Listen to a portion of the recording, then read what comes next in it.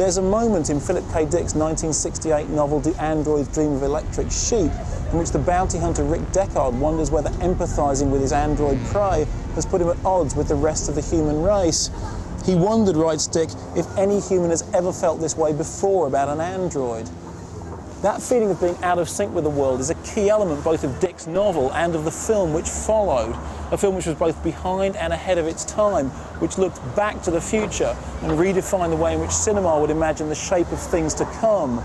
It's a film which has been called everything from a fascinating failure to a cult classic, which looks more and more like dark prophecy as the years roll by and we move ever closer toward the edge of Blade Runner.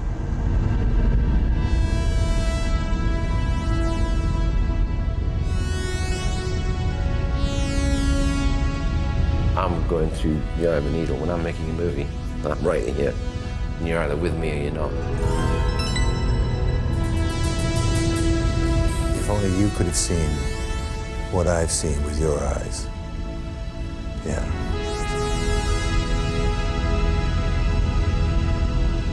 The filmmaking experience was wonderful. The film dealing experience was about as unpleasant as it can be.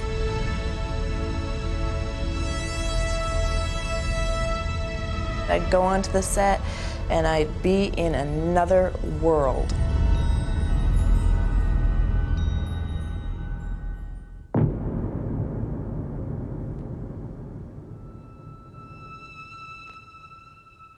The American people are basically anti-intellectual. They're not interested in novels of ideas.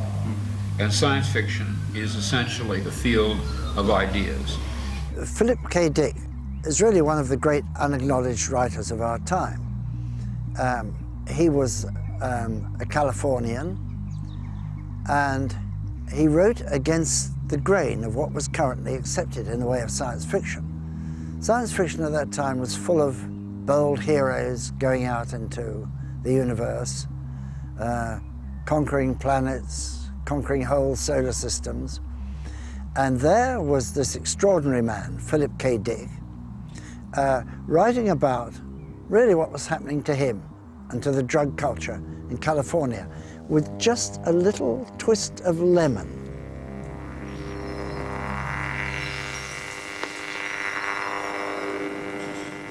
This is the house in San Rafael where Philip Dick wrote Do Androids Dream of Electric Sheep, one of a group of stories optioned during his lifetime that finally made it to the screen after his death. Like so much of Dick's fiction, it shot through with a surreal paranoid psychosis that seemed to echo his own state of mind. But with its futuristic bounty hunter theme, it also provided the basis for a saleable sci-fi screen romp, or so it seemed to actor-turned-writer Hampton Fancher. Philip K. Dick was a bit of a chimera. He was a bit of a monster. He was a bit elusive. You know, he was very appealing. I mean, he was very intelligent. He was very self-centered, kind of egomaniacal. He would do odd things. When he was talking to you, you got the idea that he was like theatricalizing him. Anyway, Hampton, so he was getting a message from the gods. Phil, who had also made no bones about the fact that he had taken a lot of amphetamines early in his career to keep up the pace of being able to write as prolifically as he did, and had kept doing that for over a decade, it really became my conclusion that Phil, to a certain extent, was suffering from classic amphetamine psychosis. It didn't seem stupid at the time because he was so brilliant. He was really smart. He was he was a scholar. He knew a lot of things, but he dramatized himself, and I thought he was kind of crazy. The police once told me that I was a crusader, and they had no use for crusaders, but unfortunately they didn't tell me what I was crusading for. I was afraid to ask what it was I was a crusader for, and they told me that if I did not get out of the county I would be shot in the back or worse some night. Really, the impetus of that novel, Do Androids Dream of Electric Sheep, were some Nazi diaries that Dick had come across while doing research at the closed stacks of the University of California at Berkeley in the library. And he was reading the journals of an officer, an SS officer, who had worked in one of these camps. And one of the entries really caught his attention, and the entry was, The screams of children keep me awake at night. And from that little seed, he began thinking, this person is not human. He cannot associate what he's just written. In other words, he's being bothered by the fact that they're exterminating all these thousands of people around him, and he can't get a good night's sleep. So from that, Phil inferred that basically these people weren't human. The Nazis were a synthetic organism. They were completely dissociated from human intercourse. And I think that really is what the spur of the entire Do Androids Dream of Electric Sheep Blade Runner story started out as. He acted, I said to him, in fact, I said, you act like I'm some guy with sunglasses and a cigar who's come up in a convertible trying to take advantage of you. I'm not. I'm trying to get you to make this movie. And he kept kind of dismissing that idea of Blade Runner, Androids Dream of Electric Sheep. And the last time I saw him, I was leaving. And I'm usually not this forward about these things, but I said, you know what? I'm not coming back because I don't think you like me. You really, in fact, I think you don't like me. He said, no, you're wrong, Hampton. Hampton, you're wrong, you know. And he was kind of effusive at that moment, but I didn't go back. Despite Philip Dick's paranoia about America in general and Hollywood in particular, Hampton Fancher finally succeeded in fashioning a screenplay based on Do Androids Dream of Electric Sheep.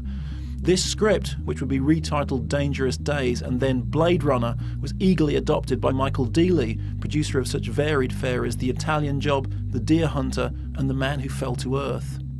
I liked, for me, the originality of it. It was brand new stuff. It was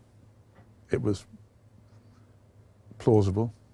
I still think it's plausible. It contained a vision of the world which was possible. And I thought it was incredibly exciting, would be exciting on screen.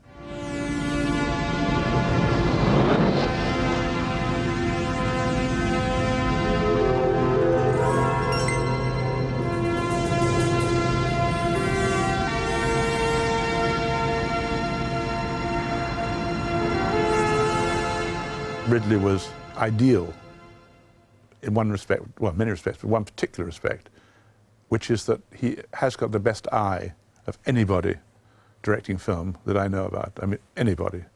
And if you want to make a picture which looks stunning, as this picture had to do, then the best person you could get is Ridley. Something personal happened in my life. My elder brother died, and I, to coin a phrase, freaked out. Felt I had to go to work immediately. And so I called Michael and said, you know that film of Hampton's, I'd like to do it. And so I went to Hollywood. And what I thought would be a fast, fix emotionally, I'd get involved in something, wasn't.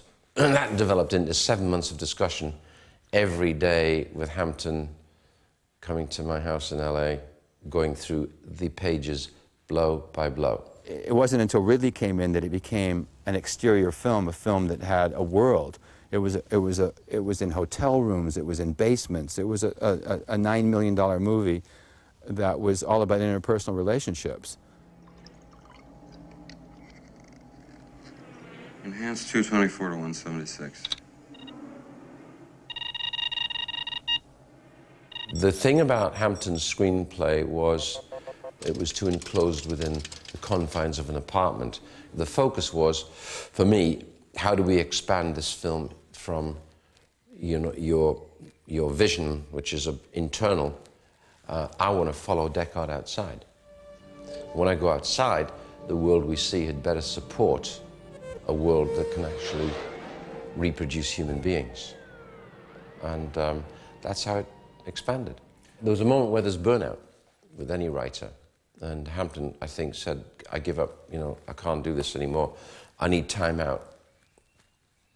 And at that moment, I'd also been reading stuff of David Peoples, and I thought he came up with some very interesting dialogue.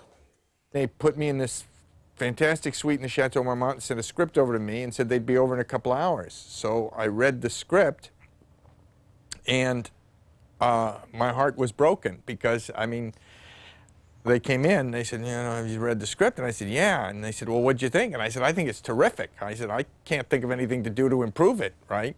And that was true. But apparently it was the right thing to say anyway, because they both sort of beamed, because I think they liked it too. But they said that Ridley had some thoughts about it or something, and so on and so forth. And so, to my amazement, I was hired to do a rewrite. I think what happened is I said to Hampton, look, there's this guy around who can come and do some of the city speaking, the dialogue. What I want you to do is meet him. And you tell me, because I felt it was so much his now. This, you know, script, he's doing all the work, I'm just sitting there being creative. He said, okay. He was a little angry and a little hurt, I think, at the time. Ridley never came right out and said, if you don't do what I'm telling you to do, then we'll get somebody else to do it. That never was said. Ridley was shy, he's manipulative, you know, whatever. He didn't tell me. Hampton's an emotional person, like any other artist, and he can't have been happy at the whole idea of another writer coming in, and also at the changes that would make to his concept of the picture. I was devastated. I started to cry. I said, what do you mean? You know, I got rat fucked. You know, I quit. I'm out. I'm gone. Then fuck you guys. And I called Ridley and said, I'm out of here, you know, and I was insane. I wanted my name off the picture, you know, it's like, I didn't want to be involved. But I needed to move on, because I was now 7 months into this, and I felt I'd invested all my life into it as well. And this was going to be my next film, whether anyone liked it or not. And so Hampton met David, and I think they're still friends. I wouldn't talk to anybody, you know, in the company. And I'm sorry. No, I mean, it was fine, because then towards the end, when they'd finished shooting the movie, they called me back in just before they finished shooting, because it was a rooftop scene, all that stuff with gaff, you know. And so they asked me to come, David was working, I guess, or something, I don't know, because they asked me to come and rewrite some stuff. And that's when I rewrote you. I guess you're through, huh? Finished. Harrison Ford was probably the most interesting leading man. If I say at the time, it's a little unfair, because he's still very interesting. But he was that, and so we go for who's best. I remember the first time I met him was in the Meridiana, where he came late. It was like 10 o'clock, 10:15, and he was still wearing a leather jacket and a kind of wide-brimmed khaki hat. And he was unshaven. Of course, he was Indiana Jones. And he had come off the set to come and talk. And I figured anything that Spielberg and Lucas were going to do was going to be a really good for this actor. So I thought, this is the guy. He's going to help us. You remember the spider that lived in a bush outside your window? Orange body, green legs. Watched her build a web all summer. Then one day there's a big egg in it. The egg hatched. The egg hatched. And? And 100 baby spiders came out. And they ate her. Shaun was relatively unknown. She'd done very little at that time. And Ridley works on visuals extensively. He's a great, as a director, is one of the most brilliant visualists I've ever met in my life. And he saw something in her visually that he wanted. She had to look great, as opposed to me just going with an actress who was a terrific... I'd always go with the actor first, actor, capability first, look second. But, you know, stars usually have that kind of combination of both. Do you like our owl? It's artificial? Of course it is. Must be expensive. Very. That was the happiest or best casting period I've ever had on a picture, except for a Italian Job, which was different. It was wonderful because we had a completely blank page, really, and we went for people who were not comic figures, I mean, not comic cuts type figures, were original looking. I had such a ball on this movie. I found that the future and the tethered look, the destroyed look of the future, the fact that he photographed a future that was already old. And I heard him say this when we were talking about the script and how he saw the movie. I thought it was so fascinating. the future is old. It's not new. We're no computers, Sebastian. We're physical. I think, Sebastian. Therefore I am. When we did the screen test, we had set dressing, there was rain machines, there was smoke, there was a, an alleyway with the garbage, and I mean, it was like lit like you wouldn't believe. I've yet to work on another film that is well lit and as well set designed as the screen tests were for this film. It was just insane. What's your name? Pris. Mine's J.F. Sebastian. Hi. Hi. Anybody that says Ridley's not a genius, just look out there, because there's more nationalities, more languages, and that's my opinion. It's more crowded than it was then. The film was about society's influence in day-to-day living. It showed Los Angeles many years from now being a cesspool. And 20 years ago when that was made, as opposed to 20 years today, you can see where Mr. Scott's vision is coming to pass. I wasn't able to visualize what that picture was going to be because I hadn't worked on it at that time, nor did I really know what Ridley was going to do with it much more than when we sat down and talked about his views of some of the things that he was going to attempt to do. But I just thought it was a good gamble and something I could be probably proud of if it comes out the way they hoped it would. This picture, you're building a world which hasn't yet been invented. And you've got somebody like Ridley inventing a world, it's going to be quite some world. And that's the point of Ridley in this case, but also, of course, when it begins to cost money.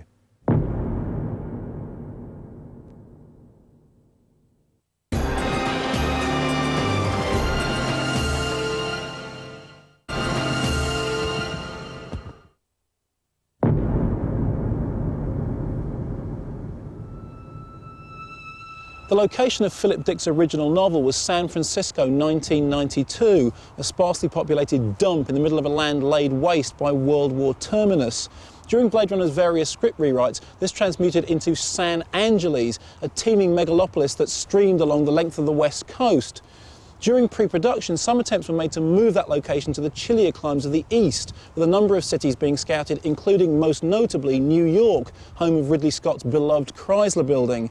But as each of these locations proved impractical, Blade Runner turned once again to the west and headed back to Hollywood.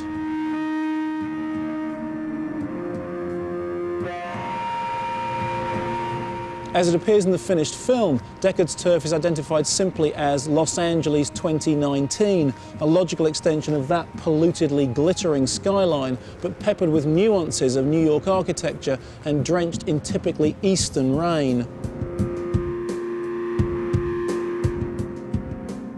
The main street onto which that rain would fall was this, not actually a Los Angeles street at all, but the old New York set on the Warner Brothers backlot at Burbank, previously seen in such film noir classics as The Maltese Falcon and The Big Sleep, now retrofitted by Blade Runner's production team to create their huge futuristic vista.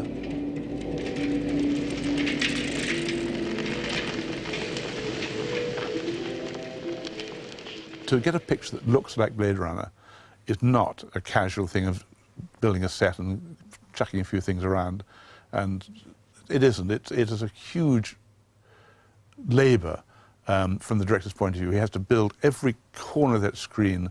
Every detail has to be as near perfect as he can get it. The so-called New York Street is sort of like a series of 3 different legs, which would mean 6 sides of the street, and we were gonna do all of it. And I was standing on this crossroads thinking, well, it's not very big. And I got the production designer, Larry Paul, and then Sid Mead, and I got photographs taken of every side of the street and laid them out around the room, blew them up around the room. And basically Sid and Larry started to construct the sides of the city. It was so dense with detail and texture that you could shoot elements onto the street in various areas and go from point A to point B to point C to point D and never know where you're at.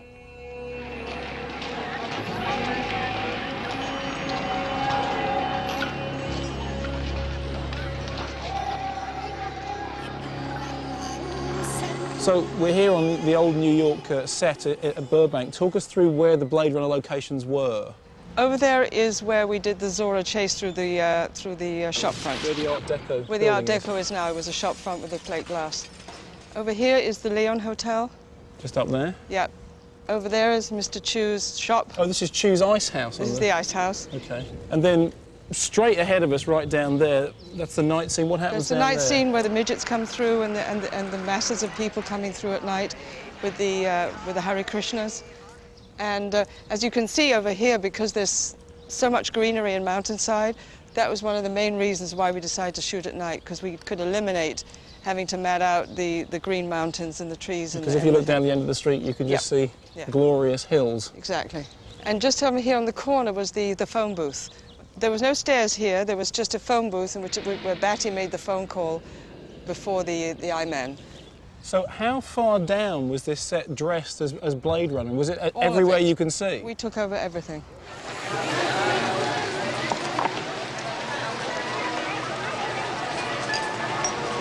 You arrived onto the set and you're transported. Your job as an actress is so easy because you're already in some place that's absolutely, you know, magical, absolutely from somebody's imagination.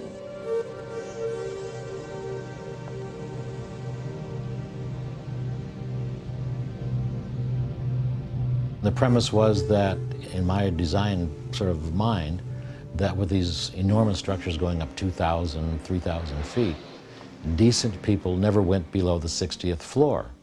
So you had these big pylons and supporting the architecture. And the street then became like a basement, essentially, an urban basement. Sid is this wonderful combination of artist and practitioner and sociologist. He can talk for hours about the logic of urban planning, urban decay, and sociological decay and disorder. And so I introduced him to the deal because I saw the book and thought, that's really interesting, and this guy's got his finger on what could happen and where it's liable to go. As well as the Warner backlot, Blade Runner also took in and transformed a number of existing locations in and around LA. Union Station, for example, became Police HQ, where Captain Bryant first sets Deckard on the trail of the errant replicants.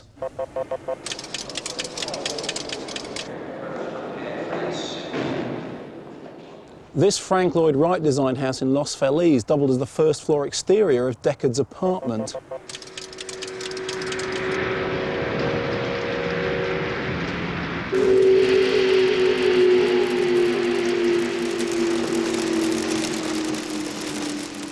As he wends his weary way home, Blade Runner's bedraggled hero drives his sedan through the 2nd Street Tunnel, which runs between Hill and Figueroa, and which looks as eerily exotic in real life as it does in the film.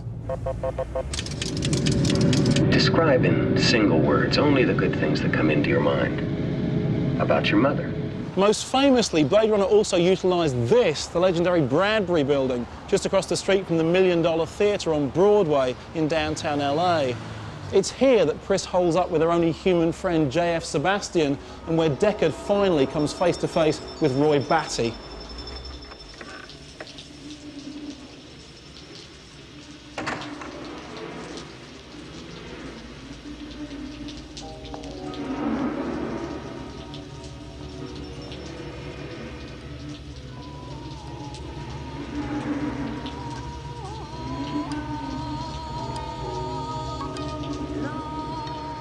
The Bradbury was designed at the end of the 19th century by George Wyman, who'd been inspired both by messages from a Ouija board and by the architecture of Edward Bellamy's futuristic novel Looking Backward, set incidentally in the year 2000.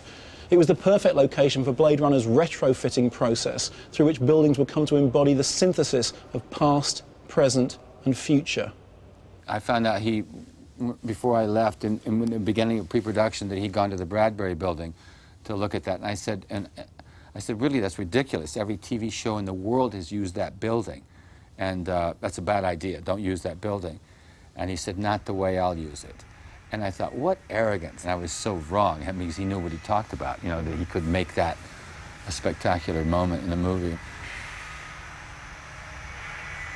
I love to work with illustrators and storyboard artists and really the best production designers I can lay my hands on, because that's where the fun is. And that's when you start firing off an idea and then they fire back and suddenly the whole thing starts to generate this environment, which is fascinating. The biggest challenge was the Voight-Kampff machine. Deckard brings it with him into Tyrell's office and so forth. So it had to be a suitcase, briefcase size thing. And in my mind, it had to be terrifying. And this machine was breathing because it would inhale the air, the localized air between the interviewer and the interviewee, and process that and pick up, you know, acidic traces and so forth, much as animals do, because animals can smell if you're afraid. While Sid Mead's Voight-Kampff machine was tasting the futuristic air, the cast and crew of Blade Runner found themselves unwillingly inhaling smoke and fumes on sets whose atmosphere pushed tolerance to the limits on a 24-hour basis. The conditions we were shooting in were so unbearable. It was boiling hot, it was wet, it was damp, it was everybody was sitting in their underwear shooting, and you know, Ridley would finish shooting and just walk off. We shot for, I think, something like 5 months, and I think almost all of it was night shoots. I don't remember ever seeing the light of day, except for the last few minutes on my drive home. Oh man, the crew was walking around with surgical masks on. I mean, you would think you were down in a coal mine. This was Ridley's dream and Ridley's vision, and he would not back off, and all the powers that be on top of it, you know, there was enormous pressure going on. I didn't know anyone in LA, and they didn't know me, which is worse. So the process of saying, no, I don't want it that way, I want it that way, took longer, and that's how we got behind. We wouldn't know anything, we wouldn't get any word of anything, and it would take hours to reset the shots. And through one's own volition, you started to super exceed what you were capable of. And all the running stuff was phenomenal, and that went on for nights. We just kept going and going and running and running. I mean, I don't know how I didn't break bones in that. All the jumping and jumping on the cars and knocking guys down. Get out of the way! I could feel the pressure almost all the time that I was on the set. Possibly one of the worst pressure conditions I have ever been in. I just do eyes. It's just eyes. Genetic design, just eyes. Every ounce of energy, every bit of concentration was to create the scene he wanted, you know. And the thing, of course, is he wants perfection. And in the most gentle but most demanding way, he would tell you what he wants. Sit down, pal. Come on, don't be an asshole, Deckard. I've got 4 skin jobs walking the streets. We had Union Station in Los Angeles, and they spent the whole day lighting it. And then we finally we had, you know, a half hour, we had to do the dialogue. You know, all this other was just preliminary, and then we got to get it, you know. I think he was indulgent. I think I saw 13 or 14 or 15 takes at times so that you couldn't tell the difference between one and the other. And many times I asked him, why did he do it? And he said, well, in the back, do you see the shadow? I wanted a bigger shadow. And I often thought, if my mother is looking at that shadow, we don't have a picture. And eventually I just, you know, on the film I became a screamer. I got really angry, and which is not good, because screaming doesn't get you anywhere, really. But just out of sheer frustration. Who did you scream at? Oh, just you know, constant questions. Why are you doing this? Why are you doing that? I don't care how we're going to do this and how we're going to do that. It's when it's why are you doing this, that's really annoying, because I'm pretty qualified at this point. And I said, oh my God, I almost forgot I'm an actor, because it's fun. It's fun. It's supposed to be fun. It's not supposed to be this all day, every day, you know? It wasn't willful on anybody's side. It just simply was that they were dealing with people they weren't used to dealing with, or a director they weren't used to dealing with particularly. And they weren't detailed people like Ridley. They weren't perfectionists like Ridley. It's fair to say that Harrison and I were nearly always quarreling. And I think I lay that down partly at my feet, partly to do with the fact that I think I was so used to getting my own way. There was not much connection between him and the actors. I think that was another reason why Harrison got so frustrated with Ridley, because Harrison at the time needed direction, and Ridley is more of an art director, more of a cameraman, and not, at that time, was not much of it, so much of an actor's director. I'm not one given then. I am now, because I figure it's a mistake. I'm not one given then to spending a lot of time on explanation and stroking, right? I've got too much to do, you know, to get what I want, because I have a performance as well. I'd spent a year with Blade Runner. I knew it inside out, and all that Harrison had to do was trust me. And but Harrison's not used to working that way. Harrison's very involved, and I can understand that. And I think he was awfully good in the movie. And I still think he doesn't talk about it, which is a great pity, because I still believe it's one of his best films. The replicants were all such great characters, and Harrison Ford's character is such a dumb character. He gets a gun put to his head, and then he fucks a dishwasher, and then he falls in love with her. It doesn't make any sense. He's introduced as, you know, this detective hero, but he's not the hero, he's the bad guy.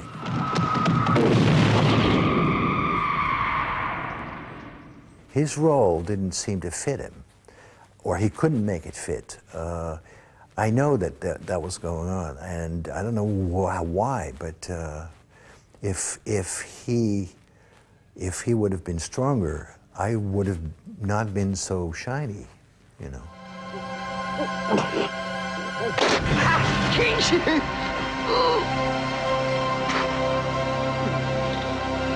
So productive was Rutger's relationship with Ridley that the relatively unknown Dutch actor soon became the unexpected star of the film, connecting with his director's European sensibility and even writing Blade Runner's most memorable couplet. At 3 a.m. in the morning on the last day, and we're 2 hours from dawn, because we're nearly in the summer months, I think, yeah. And it's already gone blue. So I go to the trailer and say to him, okay, you've got to get out there now, we're ready. And he said, look, I've got these words. He said, I'd just been noodling with them over dinner tonight. That was like 1 o'clock in the morning. Can I just say them? And I said, okay, say them. So I sat in this trailer and I heard them. And that was it. I thought it was beautiful. Rutger read those lines and then kept on going. And he had a bunch of other stuff, which included the tears in the rain and everything. And then he looked at me very sheepishly like I've been a naughty boy, you know, like, you know, he's an actor and he'd written these lines. I had two lines that I kind of liked for what they pictured, you know, in the universe. I've seen things you people wouldn't believe. Attack ships on fire off the shoulder of Orion. I watched sea beams glitter in the dark near the 10-house gate. There's only so much poetry you can get rid of, you know, and these images are so strong. And then, you know, I came up with the line, all those moments will be lost in time like tears in rain.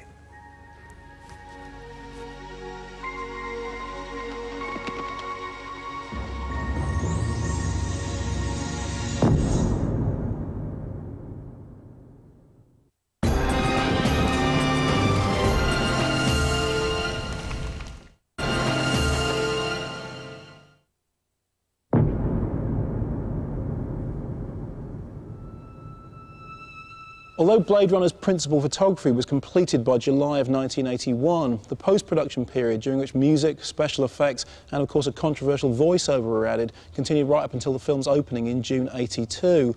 It was to be a long and difficult year, characterised by arduous edits, confused test screenings, radical recuts, and even the addition of an entirely new happy ending, all played out against increasingly unhappy relations between the movie makers and the money men, kicking off on July the 11th, 1981, with the official firing from Blade Runner of producer Michael Deeley and director Ridley Scott.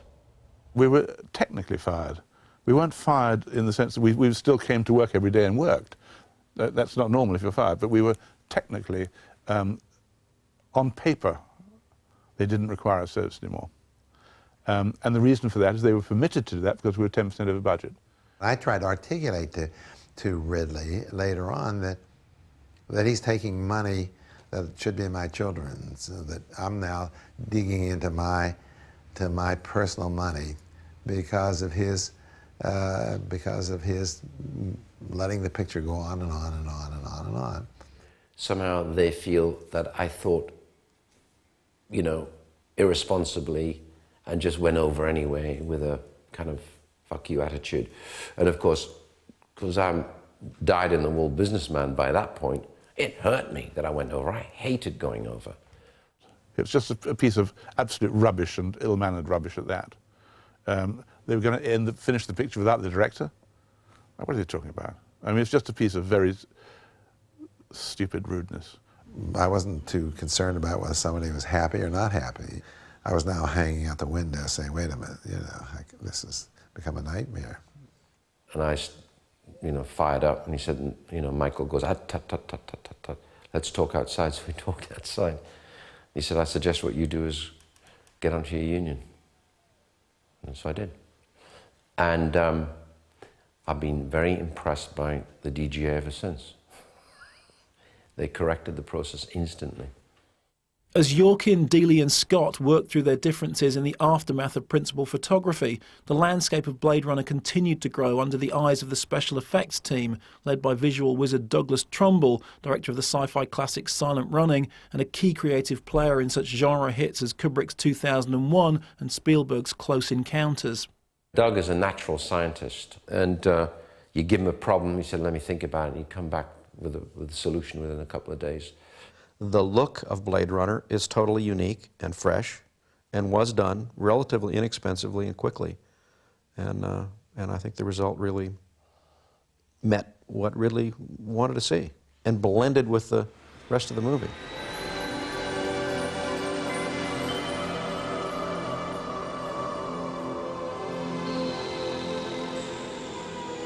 Ridley kept looking at what we had and said, I want to see more, I want more vastness. And I kept saying, Ridley, we don't have the money.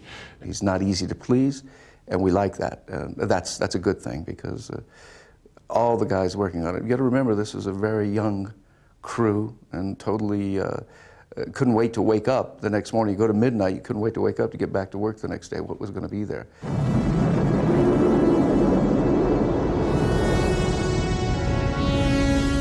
What you're really looking at in the Hades landscape is what we call a forced perspective miniature. A building in the foreground might have been a foot tall. A building midway back might have been 4 inches tall, and a building at the far distance might have been 1 inch tall. But that whole distance from foreground to background would be about 8 feet. It was very quick to make. And then thousands of tiny fiber optic bundles coming up through the bottom of the floor and into those buildings to light them up. Once you have that all in place with the lights and the buildings and the fiber optics, we filled that room with so much smoke that you couldn't see from here to the wall. At some point in the process, and I wasn't directly involved, so I don't know exactly what happened, but I understand that Philip Dick was reasonably unhappy. Katie Haber gave me a call and said, put together the best of the best in a reel, and it was left to me to go in with a few of my key people, and he and his friend to go down and sit in the screening room, and he said very little, and I said, roll it, and it went dark. The 10 minutes of optical takes ran. The lights came up. Philip turned around, looked me right in the eyes, and he says, how is this possible? I don't understand this. He says, this feels exactly like what I had in my head when I was writing it. How does this happen? At that moment, it was probably the best moment in my career, because I said, we nailed it, we got it. As Philip Dick was marvelling at the special effects, Ridley Scott and editor Terry Rawlings were attempting to lock down a rough cut of Blade Runner. And as they did so, they began to discard incidental scenes, such as Deckard's hospital meeting with his injured colleague Holden, excised from all released versions of the film and seen here for the very first time. This little scene was originally scripted where he would go from Bryant's office and go interview Holden and find out what he could find from Holden about what was going on, and that's this particular scene.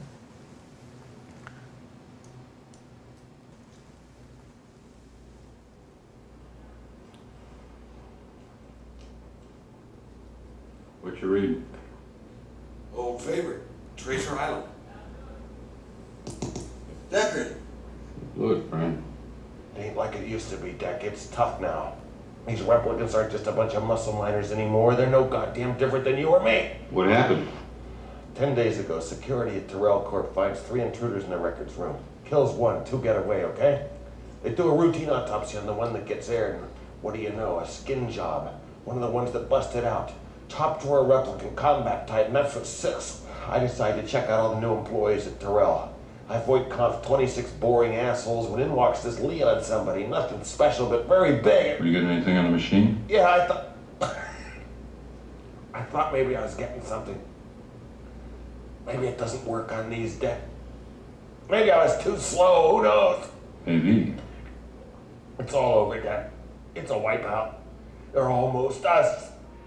When the rough cutting was finished, Blade Runner was test screened in front of audiences to see how they'd react to Scott's dark fantasy. The results of those early tests were even more disturbing than the film itself. We sat around in the manager's office afterwards, and it was rather bleak. And Harrison was being positive, actually, saying, I think they liked it, don't you? I said, I don't know, right? We were waiting for the cards. I mean, they've said it looks amazing, but what the hell's going on? And that's when all the panic really set in. We all were just destroyed. I mean, Ridley sat there just like he had been hit on the head with a baseball bat, and I did too. And the decision was that we needed a clarification, we needed a voiceover. They don't advertise for killers in a newspaper. That was my profession. Ex-cop. Ex-Blade Runner. Ex-killer. I was there when Harrison did it, and it was just horrendous. It was like a sort of what Ridley calls Irving the Explainer, you know. My name is Deckard, and I am an android catcher, and, you know. And Harrison hated it so much that he did it really, really badly, hoping they wouldn't use it, and they did. I never heard that from Harrison ever, that he hated it. If he did, he never told me.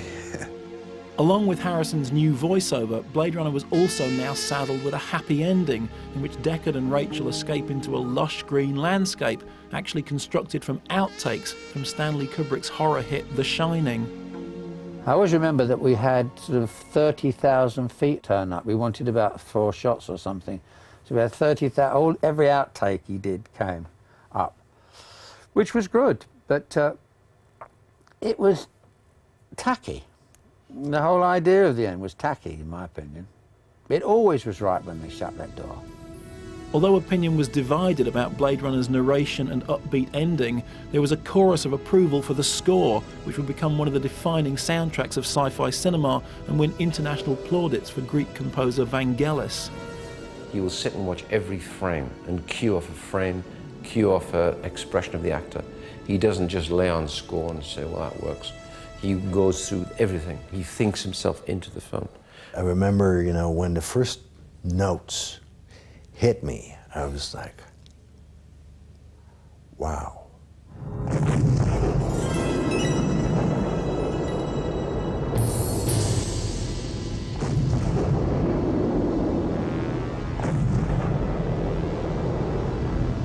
You get that, and the whole first image comes up with the city. If that doesn't knock your socks off, then you are, you know, just not there. I loved it. I was very happy with it. I was really shocked that it didn't receive as much attention initially as I thought that it would. I didn't think it was surprising. As I say, it was disappointing. I always hoped, well, you know, it will be. It would have little life. Yeah, I certainly hoped it would do a lot better, and I even was a little surprised that the reviews were as bad as they were. Well, it was a failure, basically. I mean, that's all it was. It was a disaster. Failure is even, you know. It was, no one liked it. It was a financial, you know, loss. I mean, I saw the audience. They were like split. It was like the Red Sea. You know, here was the people that really were like stunned, and here were the people who were pissed off, you know. That's not LA, it's so depressing. You know, that's not my town.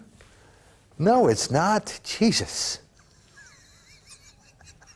To me, it was never intended as a commercial film. I mean, obviously they wanted it to make money, because you don't make them to lose money. But it was more I always thought of it as more of an art film. It was like an art, a grandiose art film. That cost $28 million. Yeah, a lot of money at that time. And what did it take? 17, 16? Not a good bet, really, was it? The downbeat opening of Blade Runner in the summer of '82 was a disappointment both for the filmmakers and the financiers, who recouped only around half their investment from its initial theatrical run. But like the androids of Philip Dick's novel, Blade Runner wouldn't simply lie down and die quietly. In fact, due to the burgeoning home video market, it soon found itself a growing army of fans who discovered that each subsequent viewing unearthed new hidden treasures. And it was those fans, with their obsessive interest both in the film and its tortured production history, who eventually helped bring about a full-scale rebirth of Blade Runner, after a 70mm print of Ridley Scott's original cut was accidentally screened at the Fairfax Theatre in Los Angeles in May 1990. I remember going there. I was working with David Fincher on Alien 3, and we went down to see it because he's an avid Ridley Scott fan. Yeah, and we saw that no titles on it or anything. It was just sent out as it was, and fantastic. The audience reaction, that's what I thought was incredible, to be in there with them, and you can hear them saying, wow, there's no commentary and all this stuff. It was really good. It was like what we intended. Such was the audience enthusiasm for this early print that Warner's promptly authorised the production and release of a so-called director's cut, supervised by respected film archivist Michael Arick, to bring Blade Runner back into line with Ridley's original vision. The goal was to use the original release version as the spine and to go back and put in certain things that he missed and primarily take out the things he felt were damaging, like the narration and the tacked-on happy ending. I'm very satisfied. I think I'm glad we got the voiceover off. I'm glad we got the ending off. The ending didn't make any sense at all. And the ending the way we have it right now is fine. I wish I'd had a bit more action early on. Just pure action, just to raise the blood. But obviously people don't need that now because they get the film. It's taken 20 years, really, for people to appreciate it and see it as sort of a first of its kind. I mean, now there's so many movies that have ripped off aspects of Blade Runner. It's people who don't know the film might not even think it was original, you know? It was a very dim and dismal vision of what the future of America was going to be all about. And funnily enough, we're living it now. I mean, you just go down onto Skid Row and you see the squalor and the human waste that is down there, and the multinational, ethnicity of Los Angeles is now very evident. And everything that it said LA was going to be, it's slowly but surely creeping into reality. What we'd done, I think, was a dark novel. It was rather novelistic. And I didn't really realize that eventually became the true longevity and value of the film, is that you can revisit it constantly, like rereading maybe one of your favorite books, and you always find you get sucked in again. I still think it's one of the best films I've made. The commercial and critical revival of Scott's movie in the 90s suggested that history had finally caught up with Blade Runner. Indeed, wherever you looked, from the pages of cyberpunk fiction to the visuals of sci-fi cinema, the style of MTV, and even the design of multimedia advertising and communication, it was clear that Blade Runner had actually shaped the face of the future. And the new director's cut, with its fleeting vision of a unicorn, also posed a question which has become the key enigma of Blade Runner: the possibility that even its human hero is actually a product of new technology, an android dreaming of electric sheep. So is Deckard really a replicant? I don't know. I still don't know. That is an enigma. No, I never thought he was a replicant. No, that's never in my mind. I think Deckard is a real guy, and I think he's in pain for it, and he knows he's going to live a long time and, like, suffer. Yes, of course he is. Otherwise, the movie doesn't make sense. You don't need just one more super intelligent detective, you know, hunting these people down. Bryant calls him in deliberately. He's a replicant, and they all know it except Deckard. I know that Ridley wanted him to be, but I think that's kind of like a joke. And that's where the unicorn came from. When Harrison's on his piano, looking at all the photographs and wondering who these people are and what they're after, he's drinking, he's a bit drunk there. And as he drinks, you go off into the unicorn, so it's a reverie.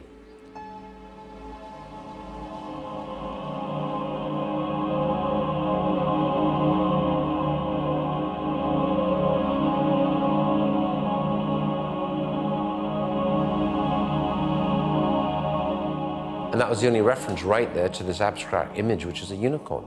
Because at the end of it, he comes out of his thought process.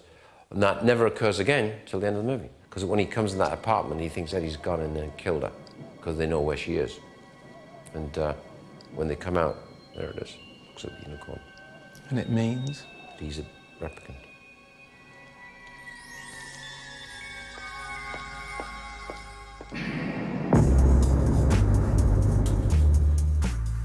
Will we ever know? What we do know, though, is that this week's Sunday movie on 4 is Stephen King's chilling thriller Misery, tomorrow at 10.